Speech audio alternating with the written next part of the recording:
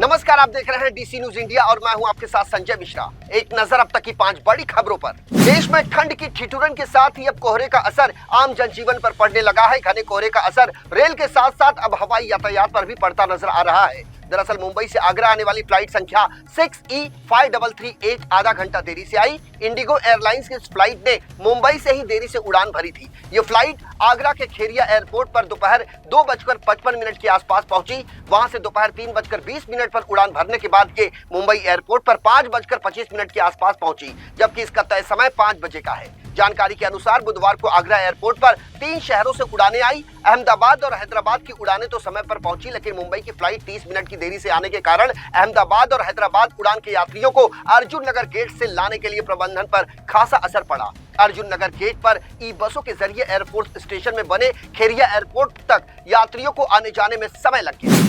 यदि आप महाकुंभ में मौनी अमावस्या पर संगम में पुण्य की डुबकी लगाना चाहते हैं तो अब आप अपनी जेब ढीली करने के लिए तैयार रहे। दरअसल निजी टेंटों और होटलों ने मौनी अमावस्या पर किराए में 3 गुना तक की बढ़ोतरी कर दी है।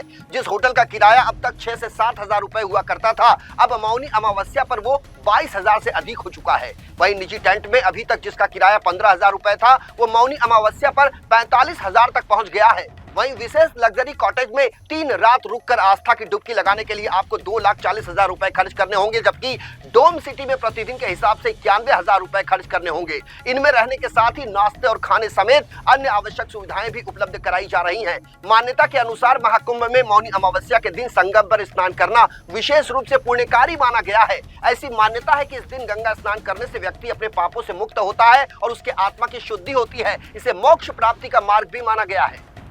पेरिस ओलंपिक खेल में 2 पदक जीतने वाली भारत की महिला निशानेबाज मनु भाकर विश्व शतरंज चैंपियनशिप के विजेता भारतीय ग्रैंड मास्टर डी गुकेश समेत 4 खिलाड़ियों को खेल रत्न पुरस्कार से सम्मानित किया गया। राष्ट्रपति द्रौपदी मुर्मू ने शुक्रवार को राष्ट्रपति भवन में खेल पुरस्कार विजेताओं को सम्मानित किया। इस दौरान केंद्रीय खेल मंत्री मनसुख मांडविया भी मौजूद रहे। दरअसल खेल मंत्रालय द्वारा जनवरी के शुरुआती सप्ताह में खेल पुरस्कार 2024 की घोषणा की गई थी और 17 जनवरी को राष्ट्रपति भवन में राष्ट्रपति द्रौपदी मुर्मू ने पुरस्कार विजेताओं को सम्मानित किया। मनु और गुकेश के अलावा भारतीय पुरुष हॉकी टीम के कप्तान हरमनप्रीत सिंह और पैरालंपियन प्रवीण कुमार को भी खेल रत्न पुरस्कार दिया गया। खेल रत्न के अलावा 34 खिलाड़ियों को 2024 में खेलों में उत्कृष्ट प्रदर्शन करने के लिए अर्जुन अवार्ड से नवाजा गया। इसके अलावा बेहतर कोचिंग देने के लिए 5 लोगों को द्रोणाचार्य पुरस्कार मिला, जिसमें बैडमिंटन कोच एस मुरलीधरन और football coach Armando Agnelo Colaco lifetime वर्ग में शामिल हैं। उत्तर प्रदेश के अयोध्या मिल्कीपुर विधानसभा क्षेत्र के उपचुनाव में समाजवादी पार्टी के बाद अब भारतीय जनता पार्टी में भी अंदरूनी कलह दिखाई देने लगी है। जहां एक तरफ सपा में टिकट के दावेदार रहे सूरज चौधरी आजाद समाज पार्टी से टिकट लेकर चुनाव मैदान में उतर गए हैं, तो वहीं दूसरी ओर भाजपा प्रत्याशी चंद्रभानु पासवान के नामांकन से पूर्व विधायक गोरखनाथ बाबा, रामू प्रियदर्शी और पार्टी के जिला महामंत्री राधेश्याम त्यागी के पार्टी से दूरी बनाए जाने से अंदरूनी कलह के संकेत मिलने लगे हैं। दोनों दलों की आंतरिक उठापटक से मिल्की उपचुनाव के समीकरण लगातार दिन ब दिन बदलते नजर आ रहे हैं। दरअसल भाजपा में टिकट के दावेदारों की लंबी लिस्ट थी, लिहाजा यह अंदाजा पहले से ही लगाया जा रहा था कि टिकट की घोषणा के बाद कुछ दावेदारों के सुर बदल सकते हैं। अब चर्चा इस बात की होने लगी है कि उपचुनाव में टिकट कटने के बाद अब पूर्व विधायक गोरखनाथ बाबा का राजनीतिक भविष्य खतरे में है।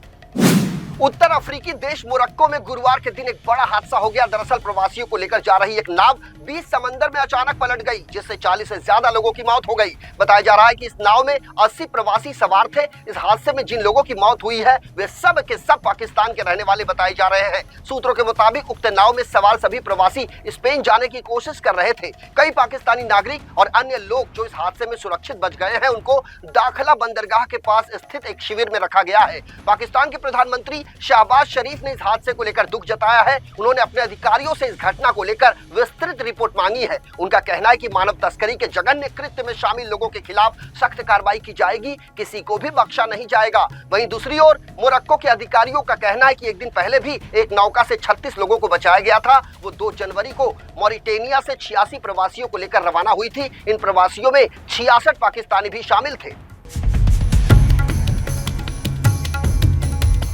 आचार्य चाणक्य ने कहा है कि यदि आप एक सफल और खुशहाल वैवाहिक जीवन जीना चाहते हैं तो आपको कभी भी अपनी पत्नी की शिकायत किसी अन्य व्यक्ति के सामने नहीं करनी चाहिए। अगर आप ऐसा करते हैं तो आपके वैवाहिक जीवन पर इसका काफी बुरा असर पड़ सकता है।